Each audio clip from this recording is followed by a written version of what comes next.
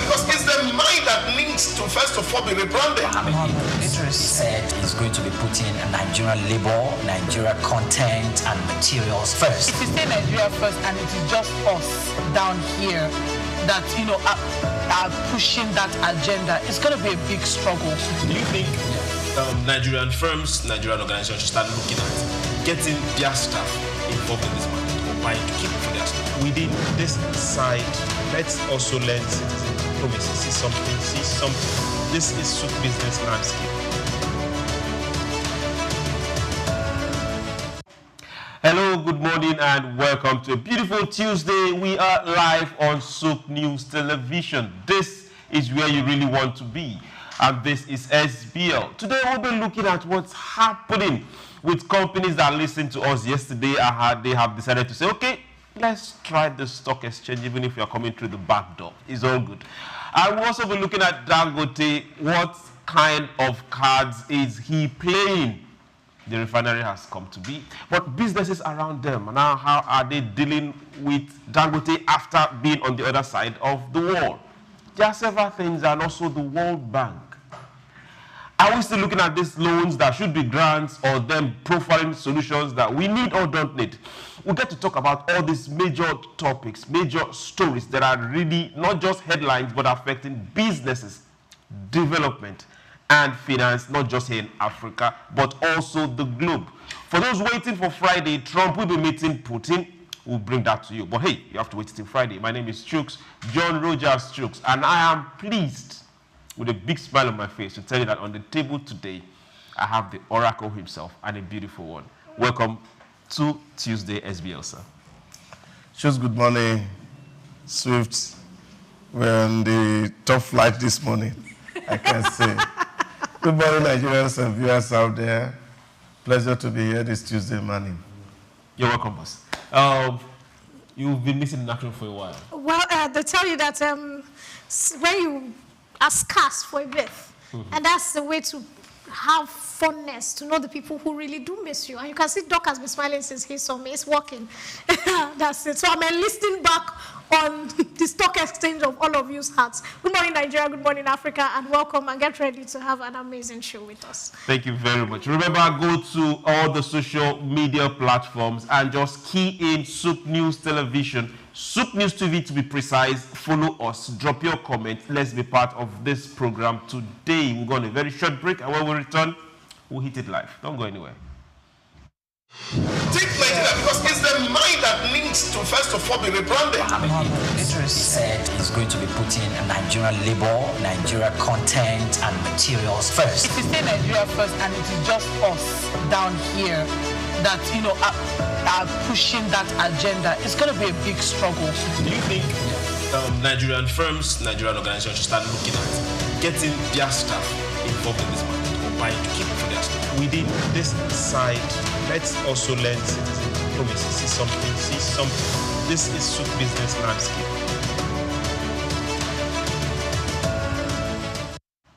Welcome back. It's SBL. Let's get to our first story for today. MRS Oil Nigerian PLC has officially admitted to trade on the NASD, that's the National Association of Security Dealers, over-the-counter security exchange, effective Monday, that is yesterday, August 11th, 2025. The company, a major player in Nigerian downstream energy sector, markets fuel, aviation products, and lubricants through an extensive distribution network and advanced blending facilities. The stock began trading at 149 naira 50 kobo, according to NASD. The materialization of the shares can be processed through First Registers and Investor Service Limited. The listing offers investors new opportunity to gain exposure to Nigerian energy sector through a regulated alternative security platform. Okay, so Doc, yesterday we sat here and you made a comparison with our own NGX and looked at South Africa and said, yeah, we have the numbers size, we have the numbers market, but when it comes to NGX, when it comes to the stock market, South Africa is beating us blue, black, center. And it's as if people are listening. Is this more of, we just have 145 companies registered. Now we are having MRS. Should we have more, even if not directly, indirectly coming in? Yeah, but the fact is that MRS is not actually new to the Nigerian Stock Exchange market. From its days as SOUQ, before it was acquired and now required. So it has been in the stock market since almost 5 or so decades. So what's happening is that question that we even have to ask, because it voluntarily exited the NGS to go to NASD, which is, of course, it's more flexible according to market dealers. Why that? That for me is a huge concern. For a company of that size? Of that size. And now I'm also looking at the time it was exiting the market, what was its value? And what has happened between when it exited some few months ago and today, that the offering price is put at 149. Compared to companies, the kind of companies of its like. Yeah, but you have to look at it. The value as at when it voluntarily exited the NGS was less than 50. So now we're listed in the flexible market. Yeah, because these are the conversations that can be very troubling for low-risk people like me. Okay, so let's get direct. Do you see this as an entrance, or they are trying to recapitalize? So I think I see it as a package for all, because when they dislisted, that was I think July 28 or so, I was worried, because I was like, what's the plan? Because MSR has officially become one of Dangote's. That's the oil. I've forgotten what they call it. That he's supplying Nigeria. They are the main one that Dangote has partnered with, and we know that he owns it now, or he's part of the major partners, or he owns most of the shares. So when they delisted, I was scared that Dangote, what's going on? Because I know he always thinks 10 steps ahead as a businessman, and before you make the next step, Dangote has already thought. We can see it in everything he has been doing. So when there was a delisting, even a friend of mine said, I'm worried, are you sure that something is not happening? And of course, when the tanker drivers started pulling this, other oil servicing companies were pulling one or twos at him, we were saying, Baba, if I fold, and suddenly they come back stronger. I think this is a strong move. I think it's an intentional, MSR is very intentional. They're telling the competition that, look, we are not here to play. We are here to be very serious. And it takes a company that is very serious to enlist at 149. I've been checking to see if their stocks have fallen from 149. It hasn't. It hasn't. That's serious. Why go that route? Why not just go directly to...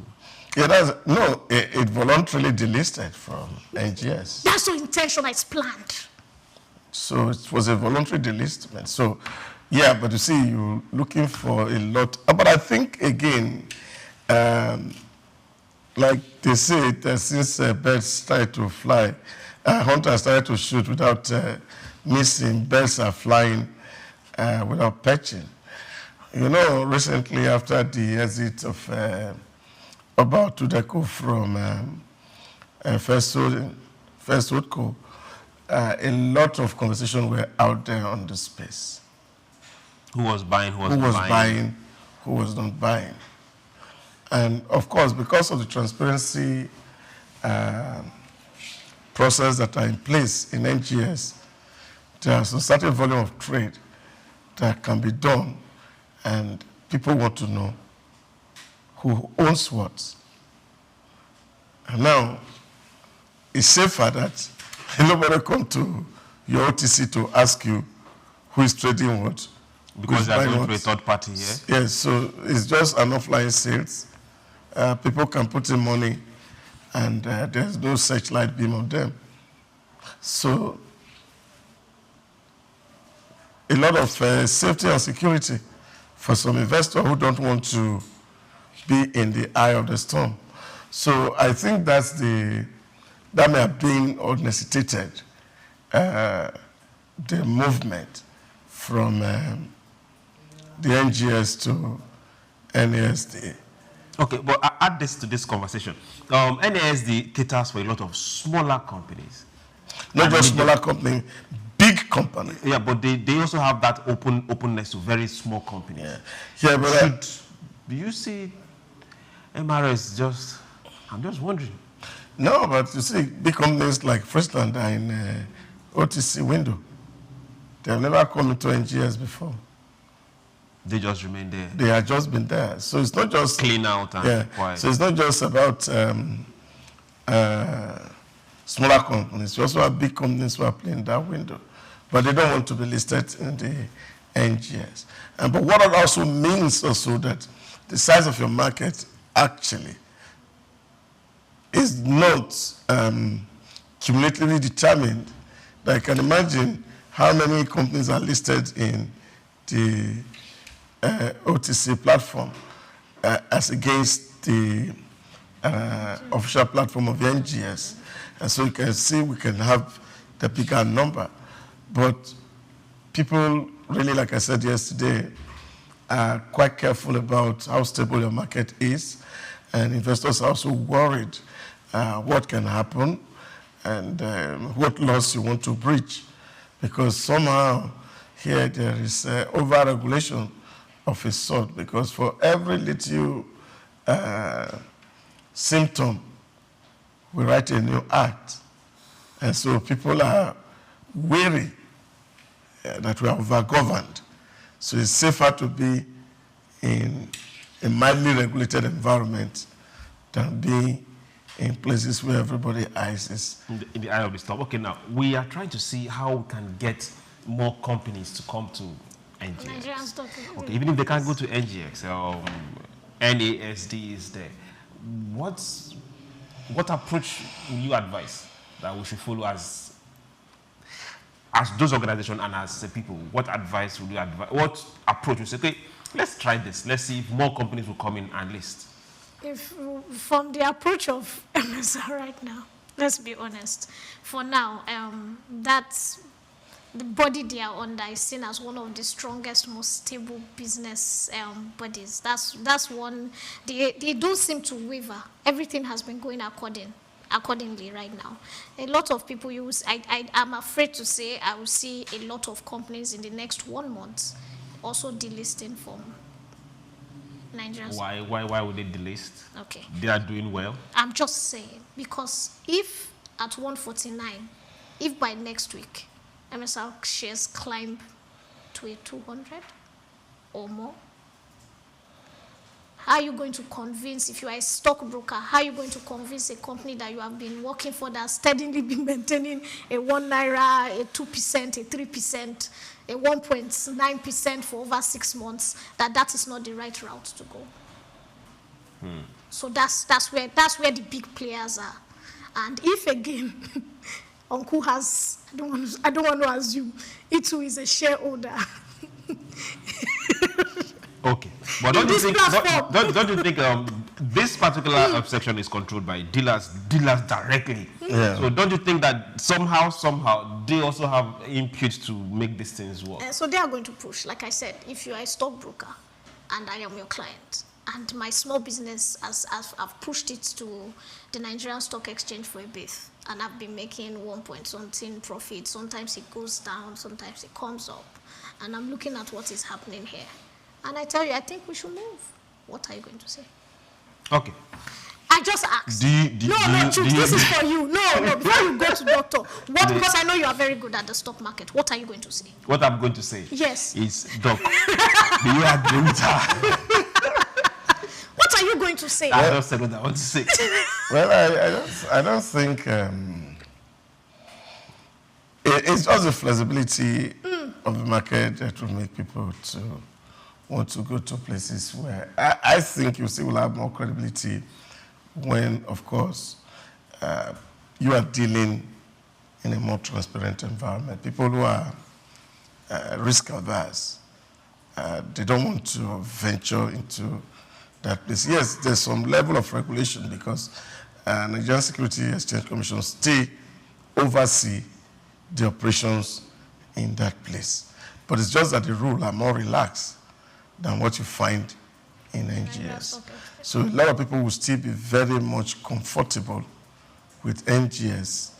And of course, also looking at, because when people are getting into investment, there are a lot of things that people take into consideration. First time, you're looking at the structure of the company, who runs the company. And these people know to be very intelligent people. Are they people who are prudent in terms of resource use and management? Looking at the antecedent where they are coming from, you're looking at the profit level in terms of transactions. So are they consistently made profit? Now, who are the new people who are buying into this company? Now, all those information is important for every investor. So when you look at what is on the ground, that makes you determine whether you want to go there or not go there. But a lot of companies are still playing in the NGS. We have over 145, and this OTC Security Exchange, it's about 45 companies that are listed in there. So, but something, and that's where my worry is. Since in the last 2 years, few companies delisting from the NGS, which means they are not able to meet the stringent regulation of the market. Why are people avoiding rules? Okay. Why are people avoiding rules? These are questions that I will not be answering, but we're waiting to hear from you. We'll go to our second story for today. Now, on the good side, we've had a lot of investment in agriculture. Now, we want to see that trickling down to the people that will actually get to do the farming. Edo State Livestock Production and Resilience Support Project. Now, they have trained 78 extension workers on producing alternative livestock feed from plant waste to reduce costs and boost farmers' income. State Coordinator Betsy Ikpi-Homi said livestock feed accounts for over 70% of production expenses, adding that grass, straw, and crop residue offer affordable, efficient nutrition options.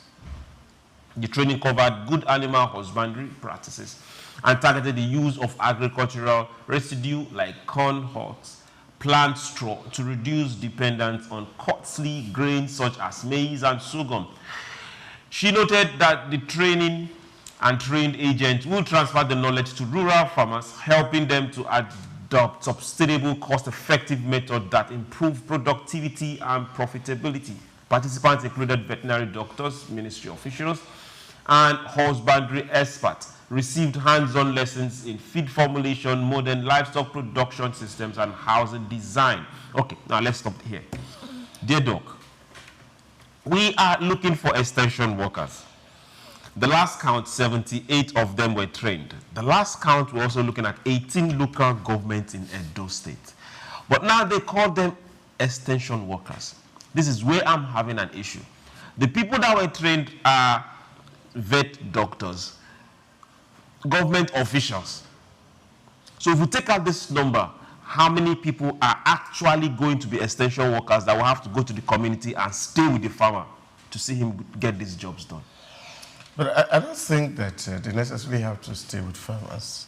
I grew up with the experience, and I've said that several times, where even federal extension workers were coming even up to the remote test of village, depending on what kind of farming you were doing, whether it was plant farm or animal farm. Now, what is important is that people acquiring these skills, and what the government of Edo is trying to do is to say, yes, we have advantage in terms of agriculture, and we are having people to come to train people, especially on livestock field.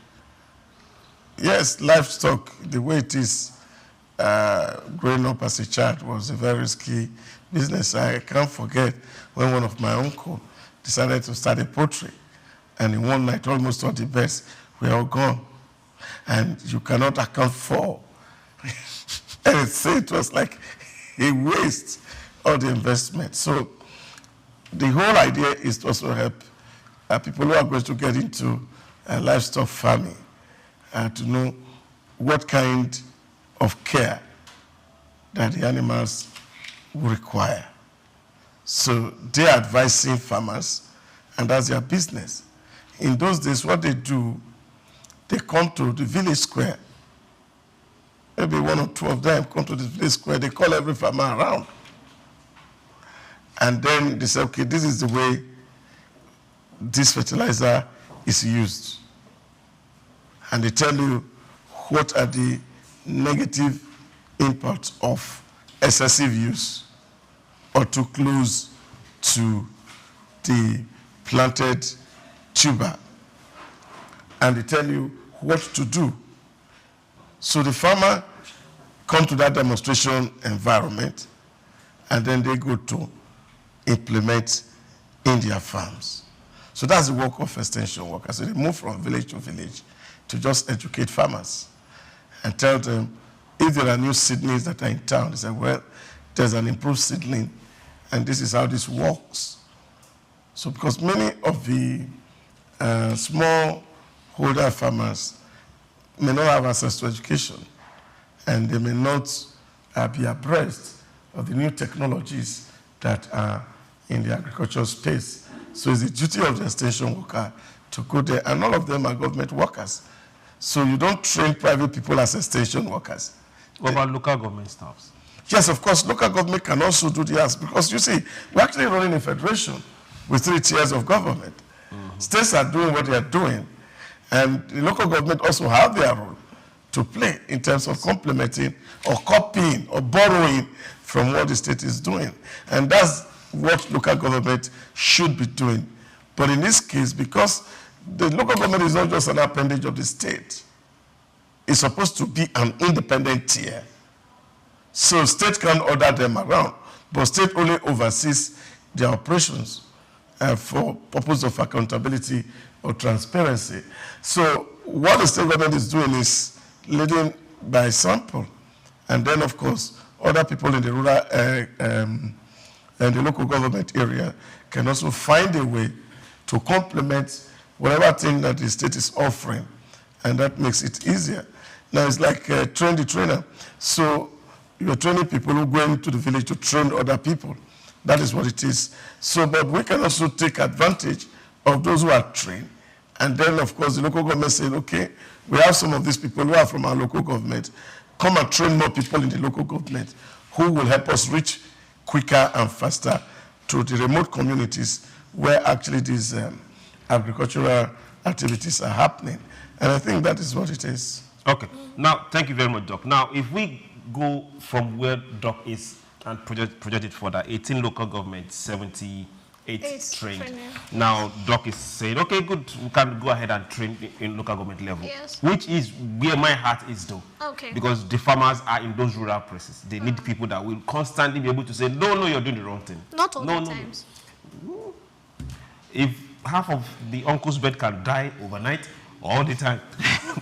So now let's look at it from this. At it from this angle. If we have more of this extension workers working within the local government, should we also say, okay, good, let's have a projection? Since we have this amount of investment coming into this particular sector, let's also have a projection. Okay, in 2 months, in 3 months, we should be able to produce this amount of, be it feeds, or this amount of birds or goats, or this amount of fish. We're not seeing that in connection to the training that is happening. No, so, and the investment that is happening. So what the training is about, it's not just regular training. They are training with alternative feeding. So they are trying to teach them how to use alternative feeding, straw, droppings. So for example, the reason why when veterinary doctors set up, if you want to set up a fishery and you go to a veterinary doctor, he will always tell you that you should have a poultry beside. Why? They have discovered that the droppings from chickens, the poop, is very healthy for fish. And it has a lot of carbohydrate, protein, and all that. So if you have a poultry beside a fishery, you are indirectly using this to feed. That's what they are training. They are training alternative, how to use waste products that are supposed to be waste products to feed certain animals. So there are certain animals that their droplets are healthy for certain animals. That's what the training is about. And that's why if you look at it, they concentrated on the veterinary, the doctors, those people, because like you said, even in the rural area, no matter how, when a farmer's goats or cattle, it becomes sick for a long time, by the time 1 dies, 2 dies, 3 dies, you reach out to the veterinarian. You say, okay, even if you are in the village, you will take transport, you will go to the city because your animals or your poultry now, they kind of belong to you. They become something very, very, important to you. If you look at an agriculture, when we did that, there was crop rotation. Why are you doing crop rotation? There are certain plants that you can plant together that if they are around, for example, maize around cassava, there's a way it covers the cassava's time and makes the cassava grow more. This is what they are training for, how to maximize land, how to maximize the droppings to make it better. For the rural people, it is also important because we are looking at modern day practices. We are looking at how their counterparts over there survive. So you don't have to buy fish food all the time, where you can conveniently use half of that money from chicken droppings. It's just a way to, like she said, she's looking at profits, maximization of profits, maximization of knowledge, so that these farmers can learn modern day practices, put in less resource for more products, so that we're looking at animal husbandry or whatever the crops they are planting being sold cheaper. I think it's just to foster a cheaper way for the common man, and I think it's good. Cheaper way for Yes. real animals. Yes. Okay, now let's look at the replication. This is happening in Edo. Can we now start seeing other states replicate this? Yeah, but this is the point that Mr. President has made over and over again, that states must come out of their cocoons and begin to do things and assert their statehood by way of driving investments, internally generated revenue from within the states, and not wholly relying on what is happening at Abuja or looking up to external borrowers or cap in hand begging for funds.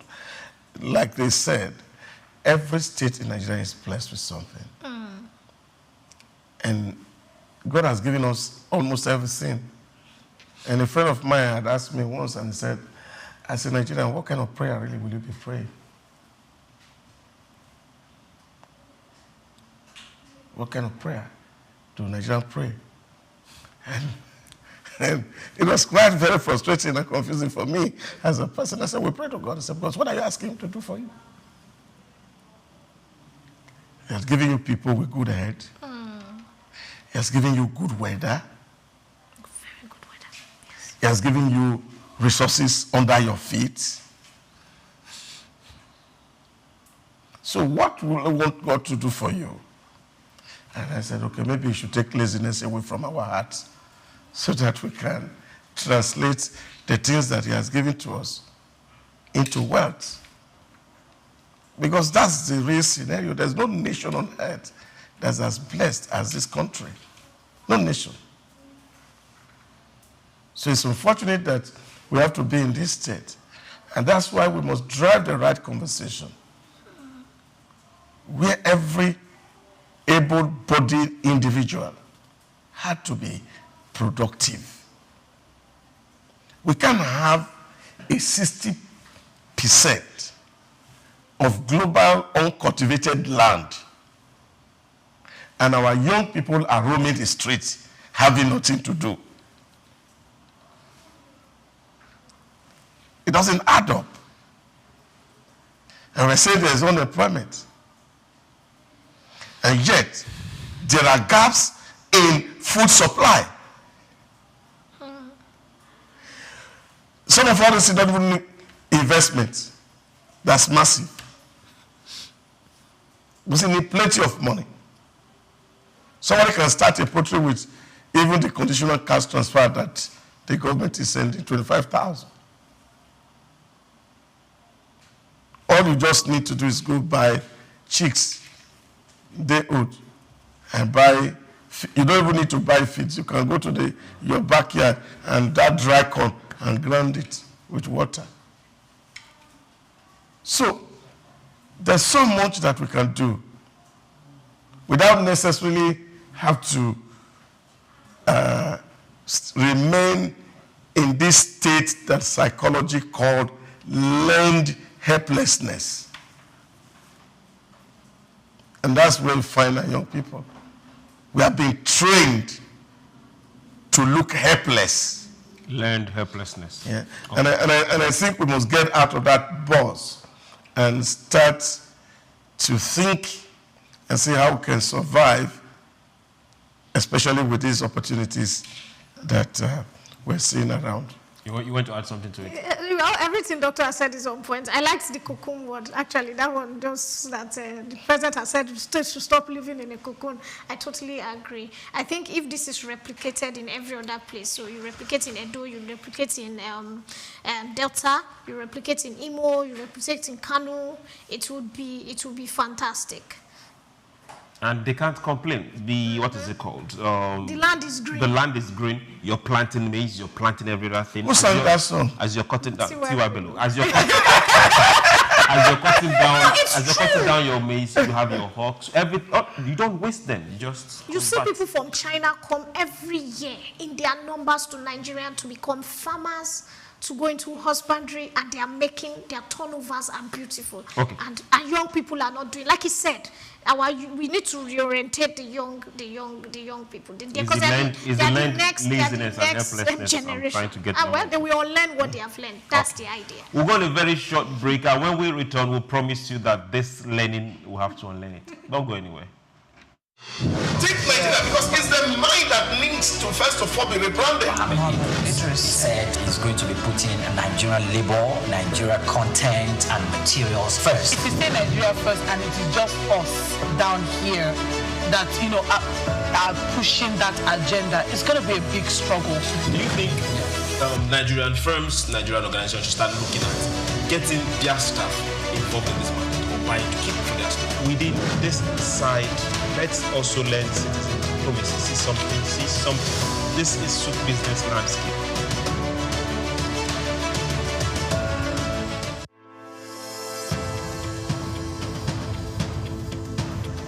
At the heart of a strong currency lies a simple principle. The demand for local goods drives production, creates jobs, reduces reliance on imports, and ultimately stabilizes the exchange rate. Countries like Rwanda, South Africa, and Egypt have achieved remarkable success by investing in their own industries.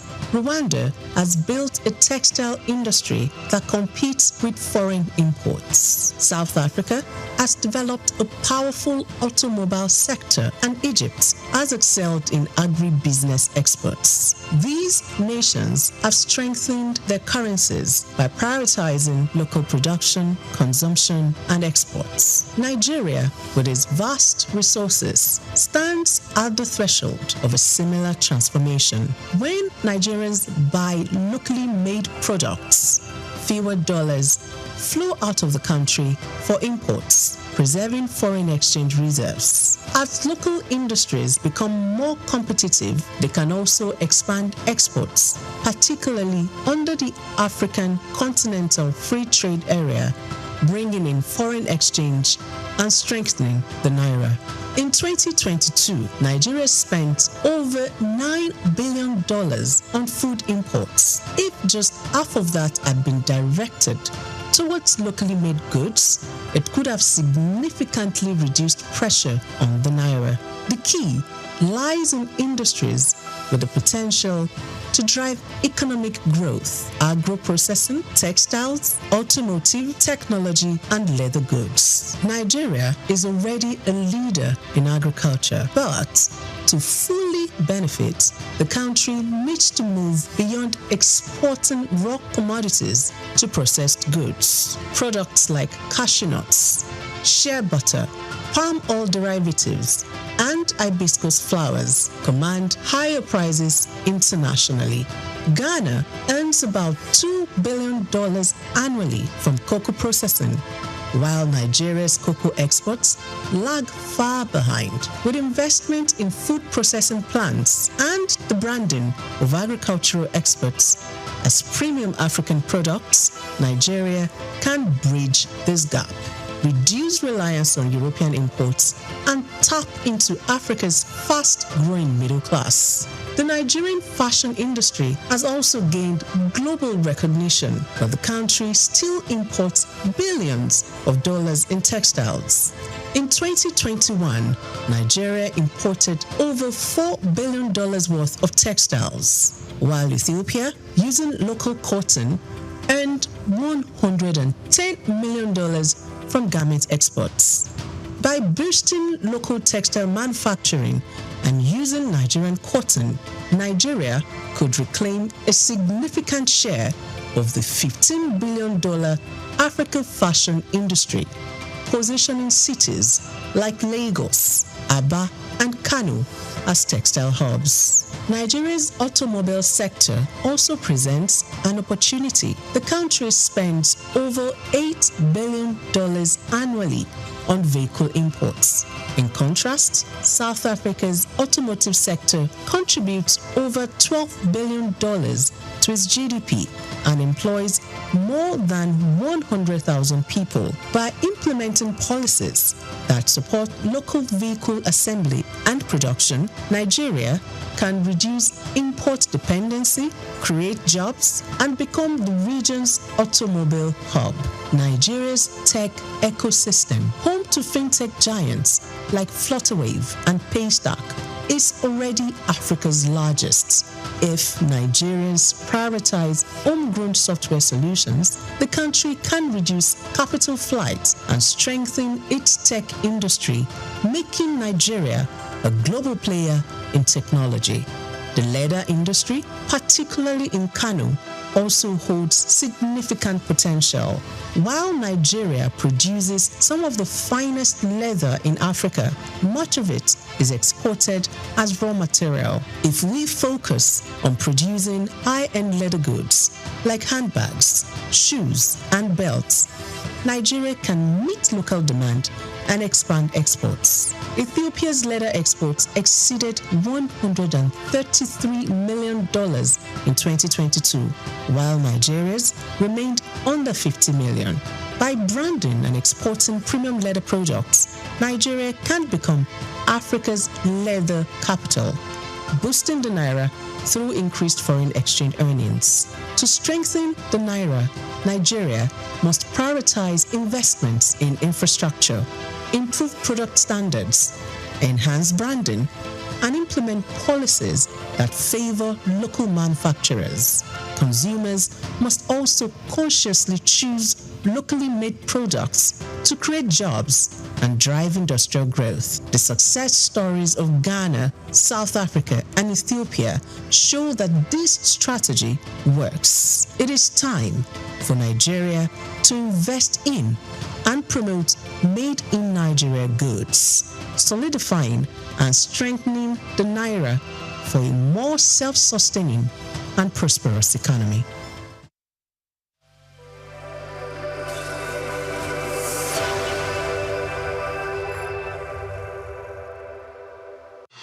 Take Nigeria because it's the mind that needs to first of all be rebranded. Truce said he's going to be putting Nigerian labor, Nigeria content, and materials first. If you say Nigeria first and it is just us down here that, are pushing that agenda, it's going to be a big struggle. Do you think Nigerian firms, Nigerian organizations should start looking at getting their staff involved in this market or buying to keep for their staff? Within this side, let's also learn citizen diplomacy. See something. This is SOUQ business landscape.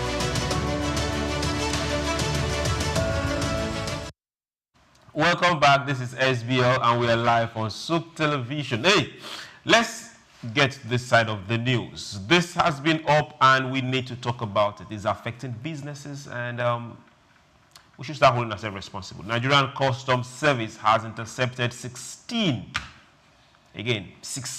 containers loaded with contraband, including arms, expired pharmaceuticals, frozen poultry, and counterfeit goods, with a duty paid value exceeding 10 billion. Okay. Comptroller General Adewale Adeni disclosed this in Apapa on Monday, stating that the seizure followed credible intelligence and joint operations with the Nigerian National Drug Law Enforcement Agency. The operations uncovered 2 pump-action rifles, a Smith & Wesson pistol, and ammunition, 7 containers of expired drugs, 3 of expired food items, prohibited used clothing, and 2 containers of codeine. Now you heard me. Codeine syrup. Adeni added that some imports infringed on Nigeria's brand intellectual property rights and were unregistered with National Agency for Food and Drug Administration and Control, NAFDAC. He confirmed that 5 suspects were arrested, with 3 already charged and remanded in Ikoyi prison. The custom boss vowed continued collaboration with local and international partners to track down smugglers and prevent Nigeria from becoming a dumping ground for illicit goods. Okay, dear Doc, we are looking at Nigeria getting productive. We're looking at Nigerian companies not just producing for Nigerians, but being able to also export. But on the flip side, we are seeing Nigerians, because it just doesn't happen with foreign, it is not just one foreigner being able to get all this done. Nigerians collaborating with people outside this country to bring products that are not just injurious, but also fueling conflict and stopping businesses. How do we assist, not just ourselves, but assist custom in this fight? Because this fight belongs to all of us. As we were reading those news piece now, what came to my mind was the situation that is generally referred to as the Opium War between Great Britain and China. China was a very productive economy, and Great Britain wanted to sell opium to China. And then this opium started to come in through their naval ports. And the government of China discovered that this thing was affecting the level of productivity, because a number of the Chinese people take this opium and they sleep all day. They're not working. And they said to Britain, we don't want opium. And Britain said to them, you must take opium. And the two countries went to a war. And because of the heavy naval power of Great Britain, opium was forced on China. You see, where is the state of origin of this vessel?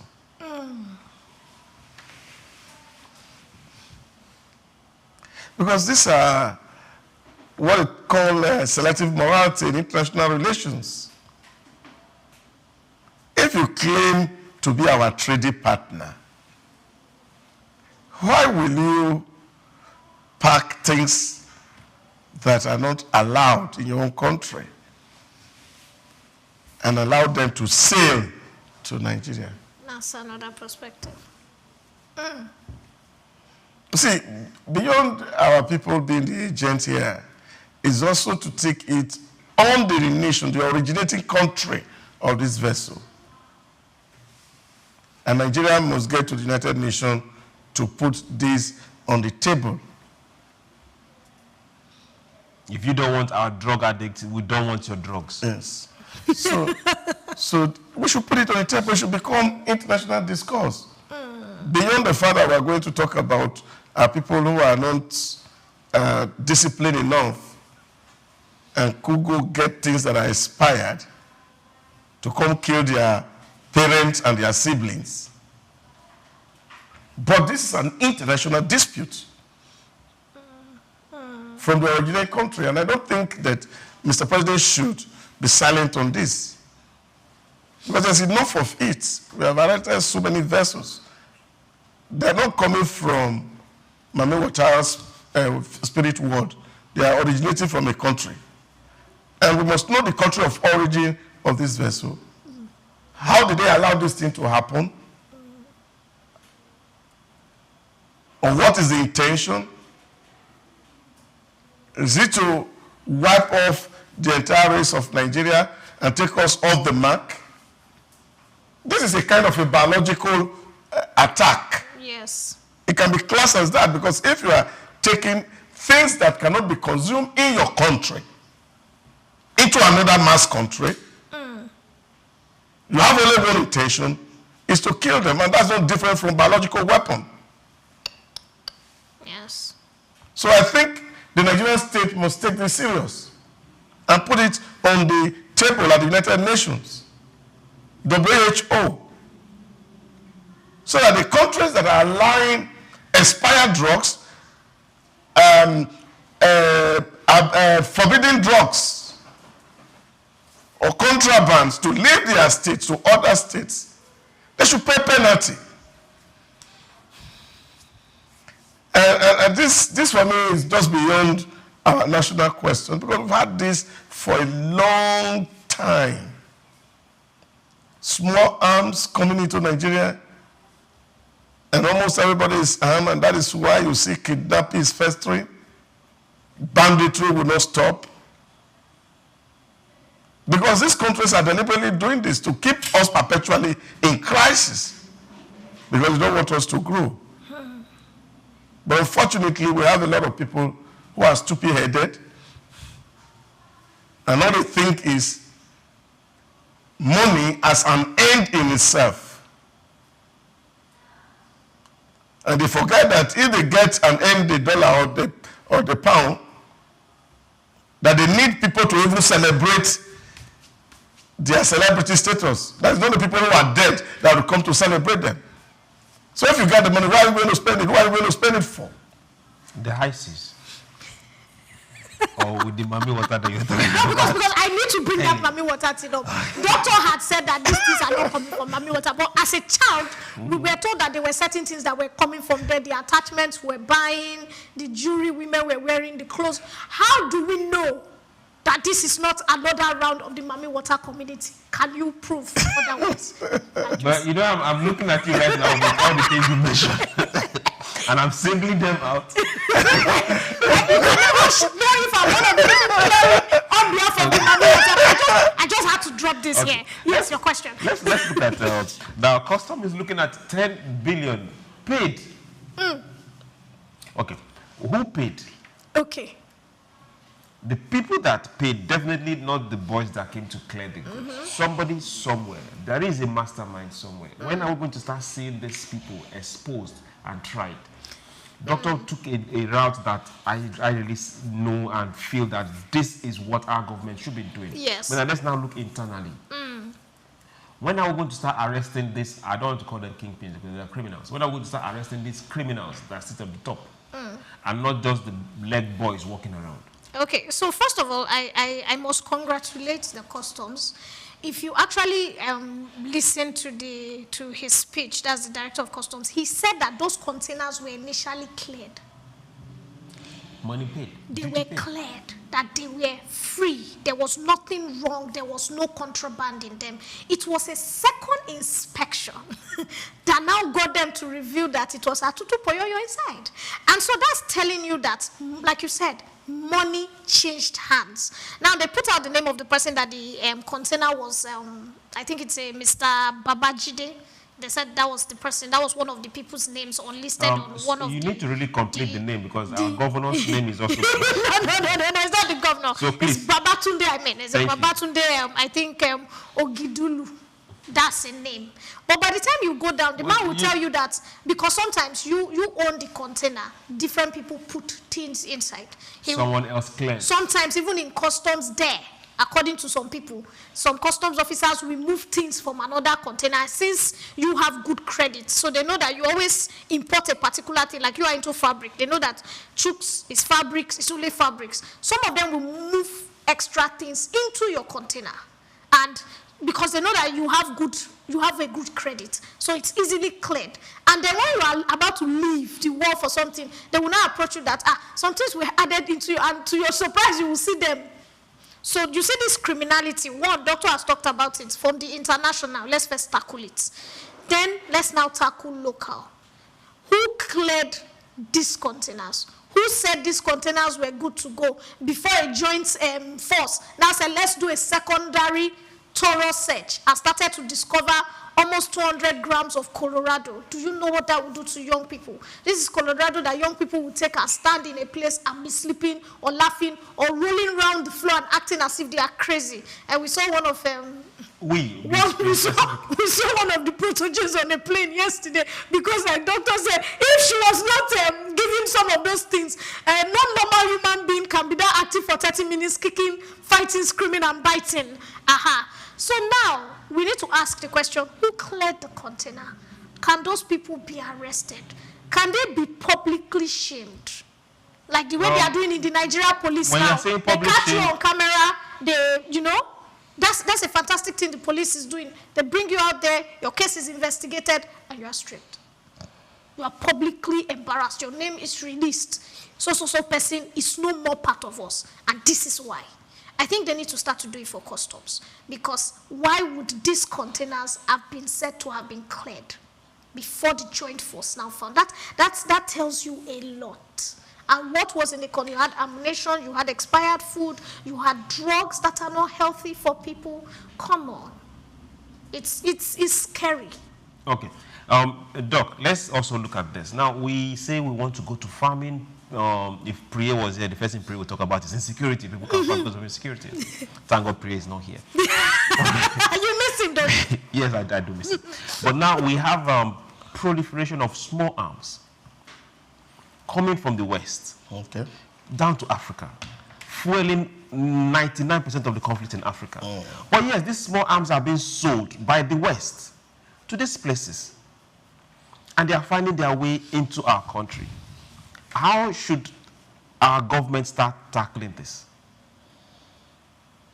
Yeah, but these are the issues that we talk about in terms of international relations when people look at the weakness of globalism, where we allow free movements of people and goods with limited restrictions, and the smaller nations or the least developed nations themselves eventually bear the brunt.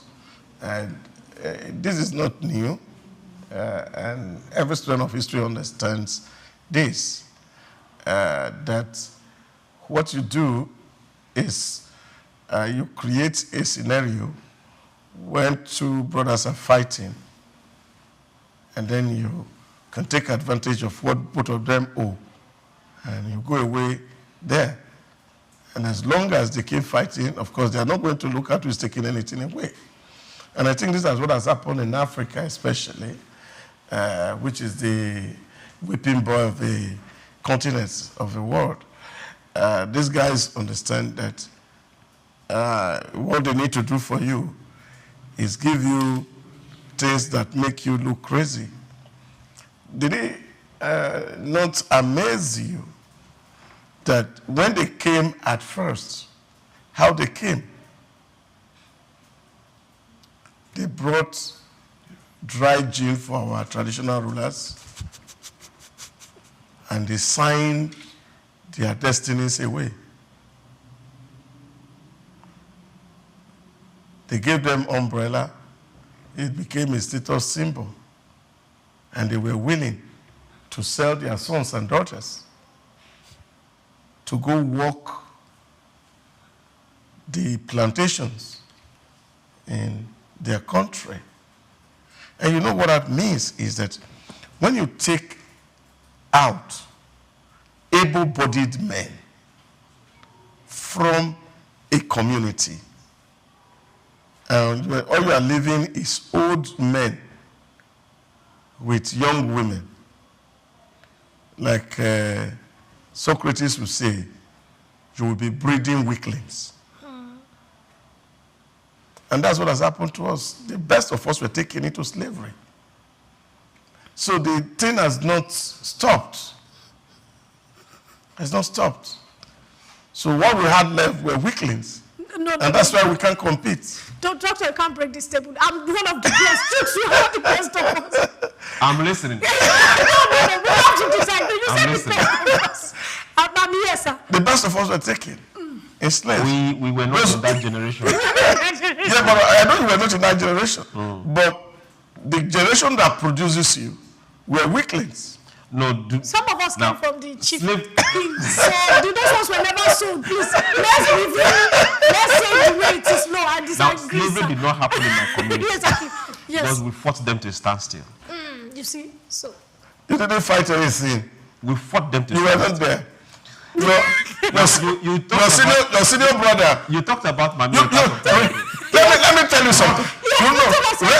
Recently, yes, even the popular United States of America black preacher, yes, Jesse Jackson? no, why am I forgetting his name now? let's just go on, sir. They had issues with Diddy. No, he just handed over his ministry to the daughter. To the daughter. That's T.D. Jakes. T.D. Jakes, yes. okay. Has traced his origin to Abia State. To Abia State. Yes. We would decide that. We don't want to do. So you need to know how you got to America. Yes. What I'm saying in essence is the fact that what these guys are doing is intentioned to weaken us, create disunity amongst us, and that is where we are at the moment. So they arm us against ourselves, and while we are fighting and killing ourselves, and I think it was Nkrumah that said it when they said to us, close your eyes, let us pray, and they took away our goat. And we are still praying. We have not opened our eyes praying. Yes. We'll go on a very short break, and when we return, SBA will be right back. Don't go anywhere. Take Nigeria because it's the mind that needs to first of all be rebranded. Edo State is going to be putting Nigerian labor, Nigeria content and materials first. If you say Nigeria first and it is just us down here that, are pushing that agenda, it's going to be a big struggle. Do you think Nigerian firms, Nigerian organizations should start looking at getting their staff involved in this market or buying to keep for their staff? Within this side, let's also learn citizen diplomacy. See something. This is SOUQ business landscape. Welcome to Femi Walsh Limited, owners of SOUQ TV Lagos, Our Radio Lagos, Kaswa Radio Kano, and of course, Emirates TV Abuja and Dubai. Our niche market for media is business, economy, and development. At Femi Walsh, we promote your company's products and services using our world-class facilities. From our radio to SOUQ TV, what you get is nothing but the best of the very best. And if you're looking for the premium production firm for your events and corporate coverage, think no further, because we offer you the best of industry stuff. With high-definition cameras ranging from 4K to 8K multicam setups, high-directional microphones, and real-time streaming encoders, we give you a production like none other. And if you're looking to produce podcasts, adverts, and documentaries, our team of experts will ensure that you convey your message clearly and professionally. Femi Walsh, Global Vision, Local Impact. On the 19th of August 2025, Paris will come alive with the prestigious People's Choice Governors Awards taking place at the Gauche Hotel, Paris. The prestigious People's Choice Governors Awards is designed to celebrate governors who have contributed immensely to their states in different countries across the world. If you are a governor who's gone above and beyond to deliver transformative projects in your state and country, then this award is for you. To partake of the Governor's Excellence Awards this year taking place in Paris, all you have to do is an email to soupnexus.com with the words, I accept. And we will get right back to you. You can also send a WhatsApp message to the WhatsApp number scrolling on your screen right now. You don't want to miss Paris for anything. And we are looking forward to celebrating you and your achievements this year. So contact SOUQ Nexus to make that happen. Take Nigeria because it's the mind that needs to first of all be rebranded. Edo State is going to be putting Nigerian labor, Nigeria content and materials first. If you say Nigeria first and it is just us down here that, are pushing that agenda, it's going to be a big struggle. Do you think Nigerian firms, Nigerian organizations should start looking at getting their staff involved in this market or buying to keep for their staff? Within this side, let's also learn citizen diplomacy. See something. This is SOUQ business landscape. Welcome back. The World Bank has approved 300 million for the solution for the internally displaced and host communities project, SOLID, to address northern Nigeria's long-running displacement crisis. The initiative targets 7.4 million people, including 1.3 million IDPs, shifting from short-term aid to long-term development. It will fund climate-resilient infrastructure, in quotes, enhance basic services and support livelihoods in communities affected by insurgency and insecurity. The program will be implemented in select local governments across the north, focusing on integration and economic resilience. SOLID builds on the earlier multi-sectorial crisis recovery project, but moves towards sustainable community development investment. Investment will include roads, water supply, schools, health centers, and job creation initiative. The World Bank says the plan aligns with Nigeria's national IDP policy, aiming to reduce dependency on humanitarian, and will focus and foster social cohesion. Success will depend on coordination between federal, state, and local government, as well as community-led implementation to bridge the gap between the fragility and growth. Dear Doc, every of this single grammar that I've tried speaking right now is to justify 300 million alone. Dear Doc, when are we going to really face what the problem is and not taking a loan in the name of internally displaced people? Well, I think it's a humanitarian crisis that we face, and it would not be any bad if we have adequately prepared ourselves before now to say, okay, we have camps where when there are issues like this, people can get into and live decently. So it's a big problem, it's a crisis. And when you have crisis, people have to be looking out for solutions to the crisis. But unfortunately, the state as it is now is very pressured in terms of resource. Where is the pressure coming from? There are things that we should have done 10 years ago that was not done. All of them has accumulated. And now we're in a hurry to fix every problem. And what you're getting, always not enough. And yesterday only we were talking about how about 68% of earnings that were supposed to go to the states were spent on debt servicing. When I was in school, I remember Professor Wang Boeze taught me psychology of external influence. And one of the issues or concepts that he taught us at that class was what he called debt trapionism. How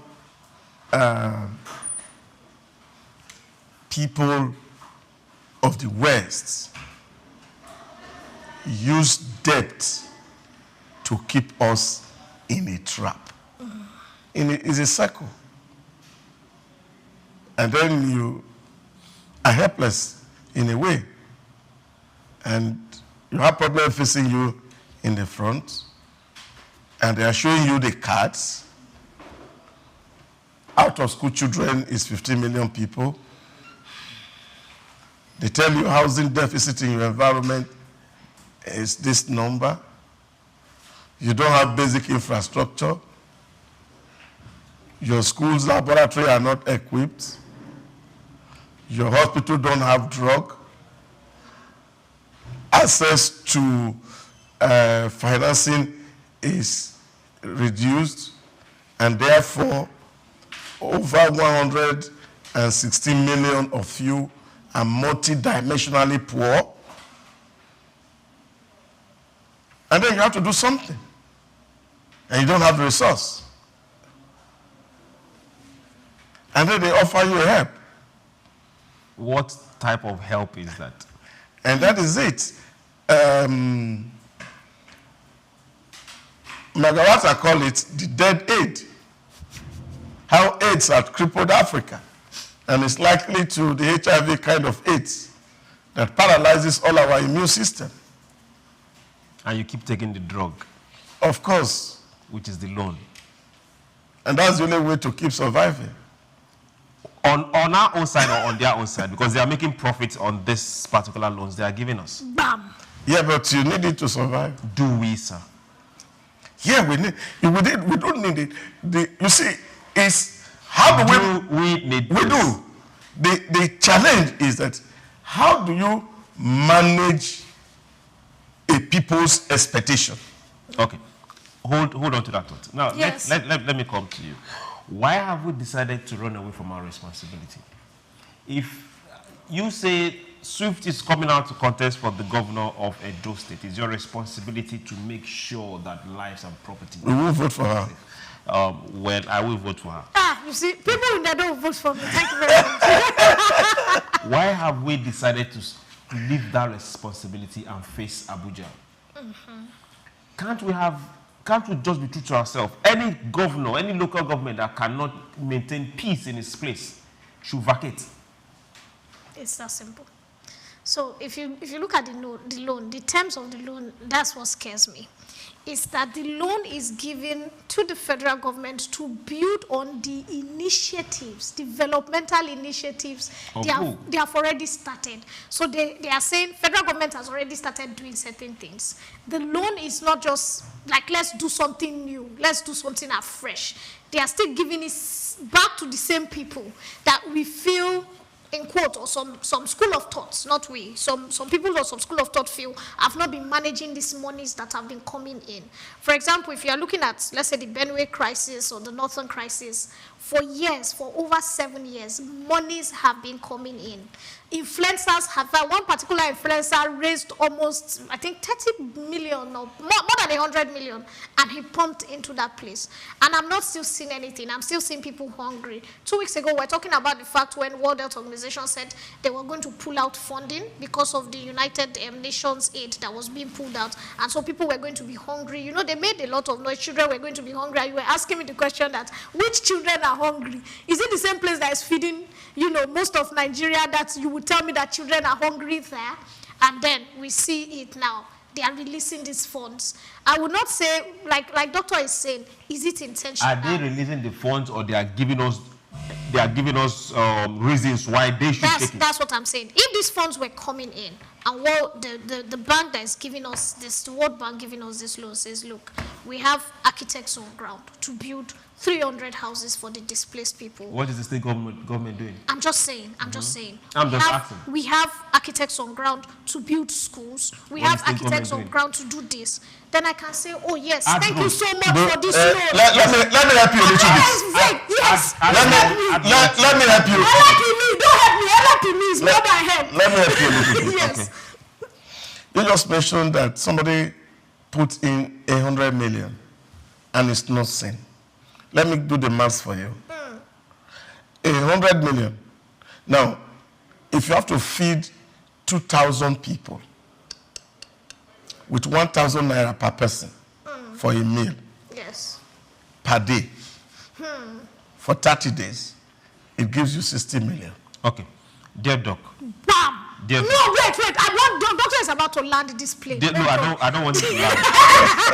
We don't need airport security here. Now we have this as a continuum where we just open the mouth of the whale and pour in this. Nobody's accounting for it. Yes. And it just stays there. You said something about we living as perpetual people needing help. If we have 1 million people in that IDP camp and somebody is coming up with 100 million, it can take care of 100 people. Yes. 1 million each. Go and sell suya.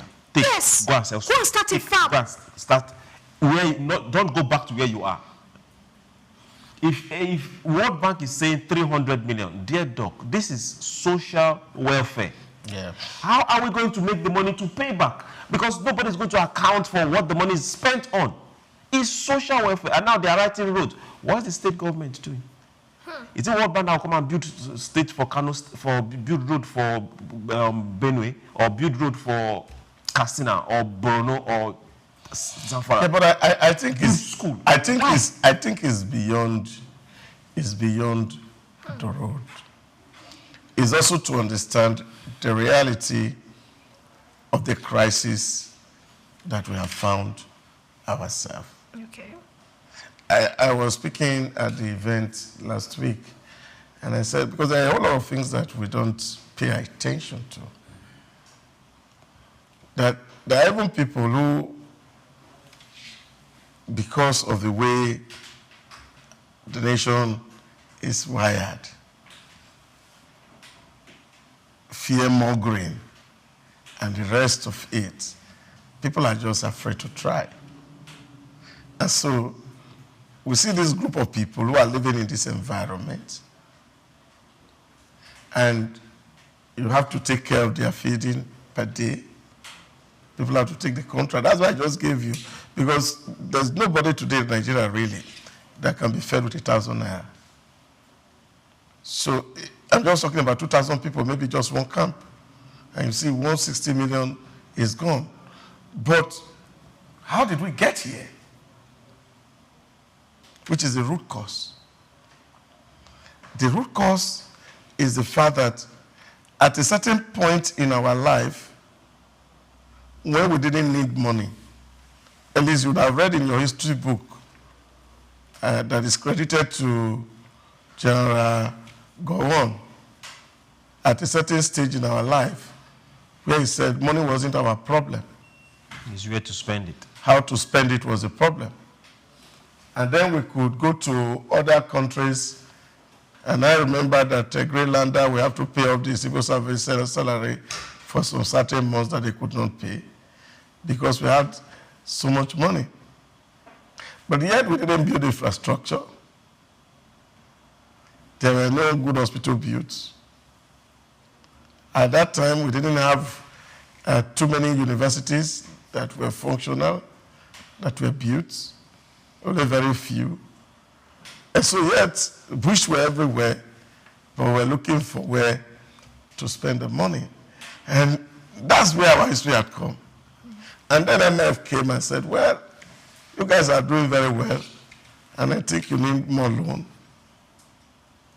so that you can continue the good work that you're doing. And we open our arms and embrace the loan culture. So that's what I'm saying to you, that now we're in a debt trap. The expectations of the people are on the high roof. Which people exactly? I mean the people of this country. Okay. Almost everybody believes that government owed them so much. And that's why when you are having a conversation, whether it's in the church, whether it's in the mosque, whether it's in the market square, I want to talk about the failure of government. Yes. Traditionally, what is the business of government? The business of government is collect tax from people that are productive. True. To build basic infrastructure. But people are not productive, so government don't have their tax to collect. And they are expecting that government should come and feed them. Okay. I remember Babangida those days says that those days that even when a woman miscarriage, miscarried in the hospital, IBB will be blamed for it. So you can imagine the level of the high expectations of the people. The government has everything it takes.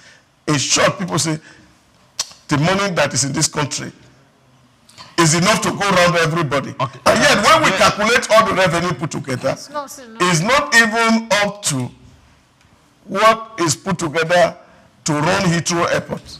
Before you run away with dead dog, I also need to mention that some of these IDP camps, they are not only Nigerians there. Some people from Cameroon are there, because at least I had a friend who went to cover, and they realized that at least 30% of that population were from those areas. So there are people who... those are refugees. So those people come in. Once any international organization is giving out food, whatever, they take these packages and they send back to their brothers in their country. It is another issue of the fact that our borders are porous. That's another major challenge, because you still cannot explain those from Cameroon, yes. Can we even be talking about porous border? Are we supposed to even have border in the first place? By ECOWAS protocol? Okay. We're not supposed to have borders. Yes. That's another line of discussion. Okay, Doc. Yeah. Why you say we're expecting too much of government? You don't want our plane to land. What's going on? I don't want anybody arrested. Why we are looking at expecting too much of government? Can anybody that wants to be elected stop promising what you cannot offer, so that the people's expectation will just die off? Okay, now let's get to this particular story that is very interesting. Let's leave. Petroleum marketers across Nigeria are intensifying talks with Dangote, he is a new bride right now, Petroleum Refinery, to secure stable and competitive fuel supplies ahead of its August 15 direct-to-market petrol distribution launch. The refinery's model, which bypasses depot owners, promises free delivery, credit facilities, and a fleet of 4,000 CNG-powered trucks reaching retailers, rural stations, and large industrial users nationwide. Industry groups including IPM, AM, that's IPMAN, and the MEMAN are positioning to benefit, with manufacturers also exploring direct supply deals to cut energy costs amid volatile import prices. While the plan could ease scarcity and reduce pump prices, it threatens the relevance of depot owners and import-dependent marketers unable to match Dangote's scale and local cost advantage. Analysts say the move could reshape Nigeria's fuel supply chain, boost manufacturing output, and improve rural access to petrol through its success. Will hinge on sustained efficiency and fair pricing down the line. Okay, now, Doc, let's take this particular conversation back. When the refinery started rolling out products, independent marketers didn't want to patronize. Truck owners didn't want to lift. Now the tables have turned. What's changed overnight? Well, you see, the issue is that it's an environment where we find ourselves. People felt that they could run this guy out of the market. But the reality is dawning now, because the price of crude is going up. And competing now will be very difficult.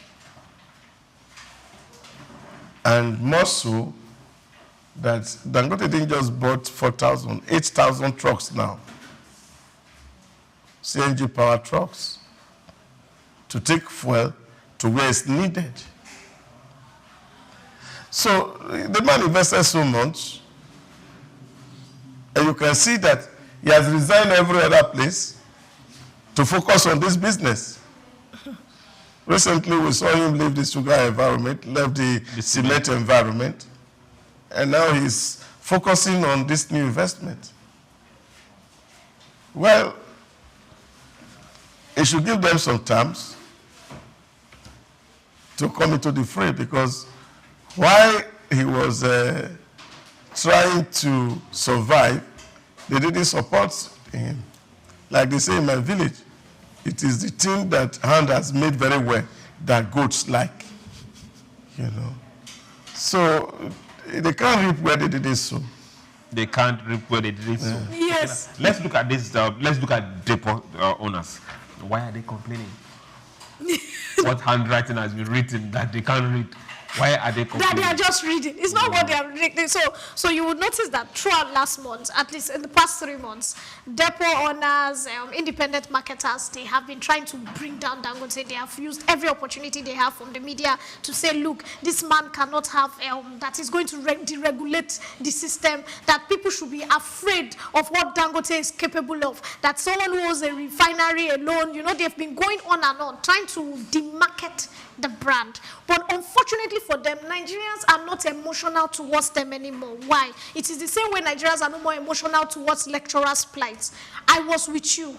This country, we handed over the whole oil and gas into your hands, and all you did was you kept shooting up prices. Remember, it's the same independent marketers who told us as of January this year, that fuel price, or December last year or so, or August, that fuel price, they were saying that by December it would go to 1,500 per liter. They were the same people who told us with their full chest. And then Dangote comes out, starts to sell at 900, then after to tell us that petrol is now going to go down to 600. In fact, Dangote is selling too high. Suddenly, the same people that told us from projections for what they are seeing is 1,000. So unfortunately for them, Nigerians are no more emotional towards them. We really don't care. In fact, as far as we are concerned, let only MSR be running. Let only 3-5 petrol stations be running with NNPC. We will go there, we will queue, we will buy, and we will go home. That's the unfortunate thing. So right now, they are now in between. They don't have the emotional support of the common Nigerians. So what do they have to do? They have to go back. They have to crawl. They have to grovel. They have to go back to Dangote and say, Babao, we have come to realize. Because if maybe there was another refinery, which is in the works, they would have still had, you know, a backbone. But right now, there's no backbone. They can see that importation is more expensive than what Dangote is offering. So what do they do? What do they do? Okay. Change. Has change overtaken people that have refused to reinvent their business? That's the word. Well, that is it. Really, nobody is stagnant. It's either you are moving forward or moving backward. No. Okay, now over time, if we look at our history again, because of what happened with our NNPC and all that, a lot of people, a lot of players got into the sector, and it was just getting cumbersome, and you couldn't really explain it. Now it's looking like, what have we been doing all this while? You see, this model is not new. I remember when Upeng and Pegasan became a very big bone in the throat of the then late President, Head of State Abacha.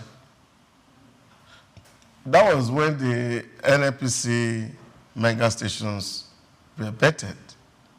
And then he invested heavily in distribution. And NNPC had their trucks. Because these guys felt that, look, we can hold the state to ransom. Any small thing, strike. And people like Okori became so powerful. And what did the man do? He said, well, okay, this is it now. Let's look for our alternative. So I think this is what has happened here, because you see that Dangote says, you don't want to support me. If you don't want to support me, there's no problem. At least my hands are already here in the plow. I'm not going to look back. What's the issue? Those who want to buy from us, we are going to supply you. So now, he will control this market, 60-70% of the market. And he has a struck to deliver to those who are willing to partner. And they are going to get the benefit from it. So I think it's good that they have swallowed their pride. Have they swallowed their pride? Will they survive it? Let's look at it. It's true. The way you said it, will they survive? Why are you like this? Okay, hold on. Let's look at it from this angle. Yes. Apple is producing in India. As we speak right now. iPhone 17 and co. A lot of it is being made in India. But the company does not belong to Apple that is making this particular product. Partnership. You spoke about it. Partnership is making businesses grow. Now, there was a position where they could have partnered with Dangote. Other refineries are also coming. Are we seeing a case where partnership is the way to go in Nigerian businesses? Because right now, by the time these 4,000 going to 8,000 trucks get fully operational, you don't need a depot. So this infrastructure that has been built over time, have been making money, are going to be So they also, Yeah, but they you also still promote- will need the Yes. depot because number one, yeah, but for those, not even those important, even for Dangote. And I remember when this thing was commissioned, and then I think Dangote won't need the depots in it was Femi Otedola said that the next phase was to acquire the depot. So, and I think it was trending at the time on the news, and Femi said, look, the next phase now is to acquire the depots. It will make a lot of sense. What you need to do, the motor doesn't need to be moving from Edo to Lagos to take petrol. If there's a depot in Benin City, of course, that depot service those area. Okay. So the cost of logistics is reduced. They have depot in Kaduna. You supply the Kaduna depot.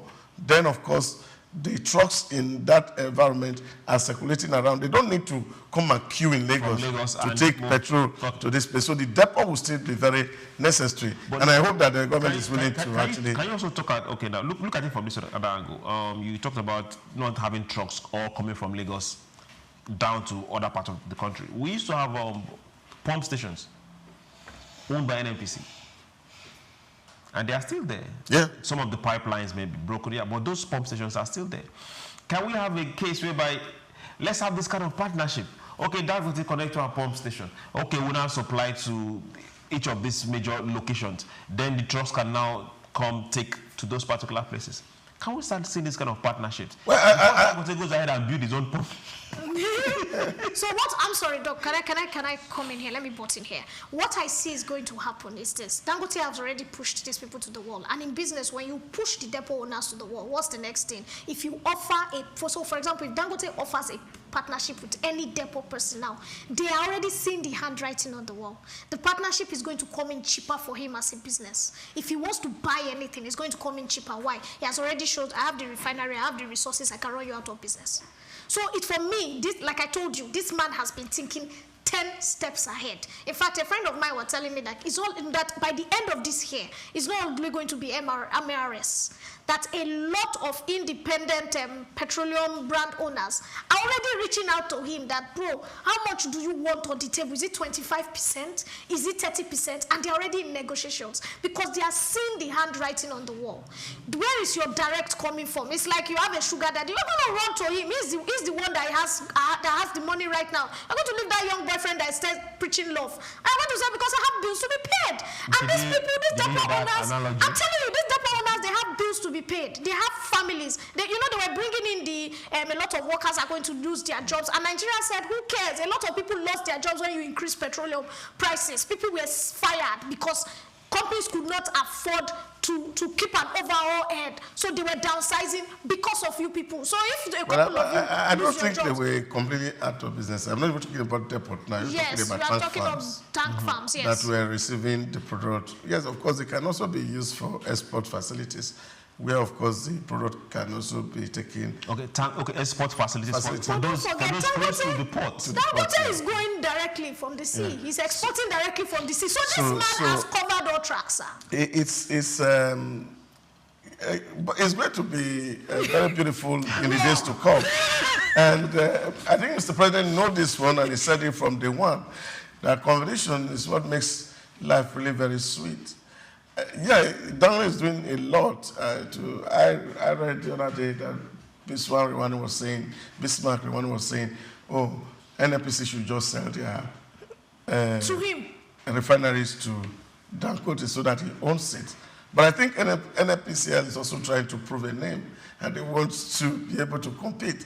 So it's all good for us. Yes. NPCL is a business, and they can take their model from the Saudi Aramco of this world and do a proper business modeling to be able to compete.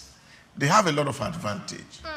And what this means for Nigeria is good days ahead.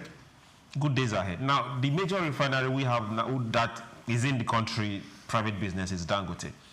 Bill is coming. Yes. Good. And now this is in Lagos. 2027 in Akwa Ibom, yeah. This other one is in Akwa Ibom. Bam. Now, which means by the time that comes upstream, most likely Dangote will have a competition 100% on that side of the country already. So supply will also focus on outside this country. Yeah, but this is what it is. And that's why I'm saying that good days are here. Bam. Are these good days, does it involve the importers? Nobody cares about them anymore. Oh, God. If they can survive, good. If they cannot survive, it's selection. They call it the natural law of selection. So what you are saying here is that you have enough product here in the local market. So the whole of West Africa, East Africa, we will fill them with products. Wow. They don't need to go to Europe to buy. And I think it was Sunday Adelaja who was saying the other day and said, look, we are all talking and complaining here. Europe is feeling the heat. Yes. That Dangote is producing. They are retrenching their staff. They are reviewing their business model. Because they know in the longer run, it will not be as sustainable as it used to be. Let us just grow up once and let Nigeria be the giant that nature has designed it to be. And that is it for me, because you have a lot of influx of foreign exchange from the sale of refined petroleum and all its attendant products that are going to come by it. And urea is moving on the one side, fertilizing the whole of the green belt of Africa. Come on. And then we're making so much cool cash. Okay. So now let's look at this other side of it. Now, if we are looking at, okay, he is imported 4,000, looking at 8,000. Can we have this assembly plant here? So as time goes on, like he said, you see a lot of people in Europe are shaking. Like he said, a lot of refineries over there, they're already retrenching staff. What I see in the long run, or what we are hoping for, is some of these companies will come and partner with the next refinery. I'm looking at this truck. That's what I'm saying. With an NNPCL. If this happens, then all these trucks that are being imported, they can be of use to us.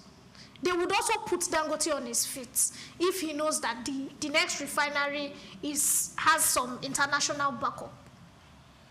Okay. So it's a win-win for everybody at the end of the day. Oh, yeah. These trucks that we are importing, that's what I'm asking now. Can we have them assembled here? Because we are importing them at a very fast rate. The challenge finished product. This challenge with if you want assembled, it's possible. We have always assembled from Pijo and all that in Nigeria. Hope you know the bucket can also be made here. That's what we are saying. We have always been an assembling company. Making from the scratch an assembly nation now. The trucks, yes. The trucks, pump trucks. They are made here. You can start that one. Who is making them? No, you can start that one. Now. Even on the streets. You see, who is making them? Yeah, people can make here. They do. But here, somebody's investment is at risk. Exactly. Do you want to put and your he hand has 50-50? to find a solution. An immediate solution. Solution to that problem. Yes. Because these facilities are taken somewhere and they have to be repaid. So we can't be waiting for you to get into an agreement. Swift on the streets to build. To build a CNG vehicle that distribute. The man was in a dire situation. And he needed an urgent solution. And what urgent solution does it need so that that investment will not fail? $21 billion investment. We want that to go down the drain. So he has to find a way of his rescue. Yeah, with time, we can begin to think about if there's a need for us to have some of all these things. Yes, some of these things are locally fabricated. We need fabrication engineers. And I think that was the reason why PTI Warri was established. Yes. And so that we can have really good welder who fabricate things a lot. I don't know how many fabrication is going on in PTI at the moment, because like every other polytechnic, we have shifted from our original purpose to start to issue paper to people. So I think this is where we need to sit down. This is a good problem to have. Yes. There is a whole lot that is involved in the value chain. And Nigerians who are aware of must begin to see how they can take advantage of these opportunities that is opening up. So we don't need to go to Europe before we can become wealthy. we can stay in Nigeria, make investment in here, and then, of course, we see companies are moving out, just as we are seeing agricultural industries being built all around the place. Lifestyle is just about to start good for Nigeria, and I think that is what it is. And that's what we should be happy about. Okay. All these other options we can explore with time. Before we get happy, let's talk about... I'm very happy already. Before we get extremely happy, let's talk about... I'm overexcited right now. Some other places that we don't want to talk about, and that has to do with NNPC refineries. Now, the man in charge came up and said, these refineries can't work, let's sell. After a while, court here, court there, talk here, talk there, we are hearing, okay, these refineries will get back, we'll try and put money into it. Can we be open for once and say, okay, good and fine, government money is not going into this place anymore? Well, I don't have a problem with that. There are examples. I remember when Obasanjo in 2001 eventually allowed GSM to come. Those guys who were deceiving themselves in 910 tried to start M10. Have you forgotten? Yes. They started. They actually started. Yes, they started M10. I got 10,000 naira free credit for buying that. Yes. And where is it today? He's still telling. He's still trying to tell. Yeah. So that is what it is. They've all have been retired. And I learned yesterday they were protesting for pension. If NNPC staff, that's the way they want to go. It's a choice. They have opportunity to reinvent themselves and tell themselves our truth. Otherwise, all of them will go out of the market. They will, like 90, be queuing to beg for pension. Because it will not come. Because this private refinery are going to work like the private mobile company. Yes. And they will be declaring profit and sharing money to their shareholder. And they will queue and be looking for pension. It's as simple. Law of natural selection. So I think that the GMD of nobody should tell him.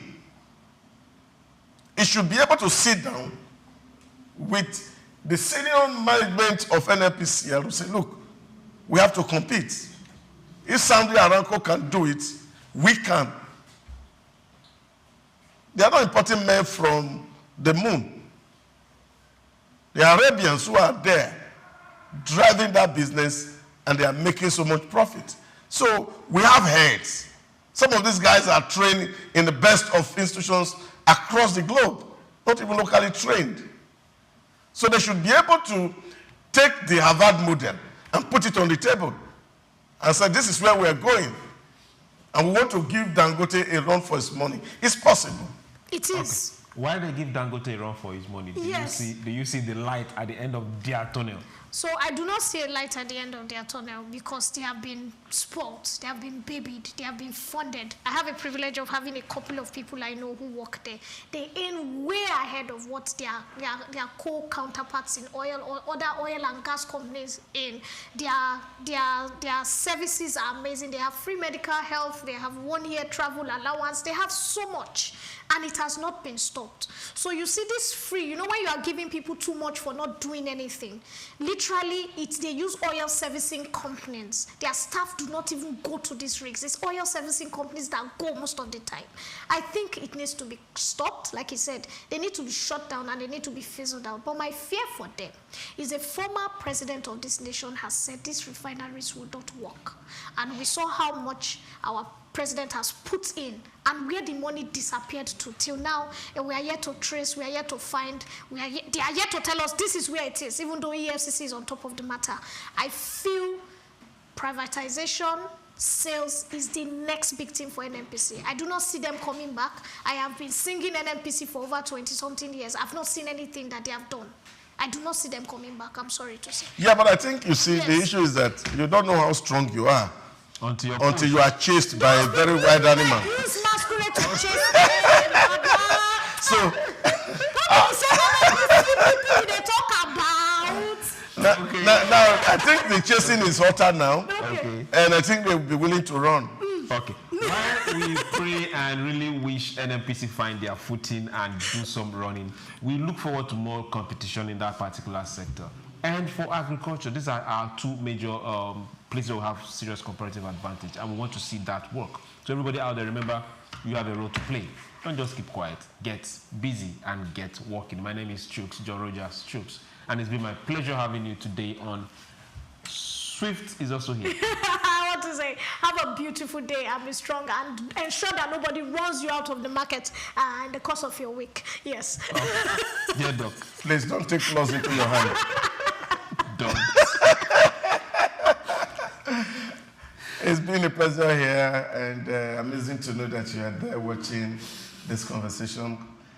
Continue to contribute, follow our social media handles, and we'll love to hear your comments and your views on the conversation so far. See you tomorrow. Take Nigeria because it's the mind that needs to first of all be rebranded. Truce said is going to be putting Nigerian labor, Nigeria content and materials first. If you say Nigeria first and it is just us down here that, you know, are pushing that agenda, it's going to be a big struggle. Do you think Nigerian firms, Nigerian organizations should start looking at getting their staff involved in this market or buying to keep for their staff? Within this side, let's also learn citizen diplomacy. See something. This is SOUQ business landscape.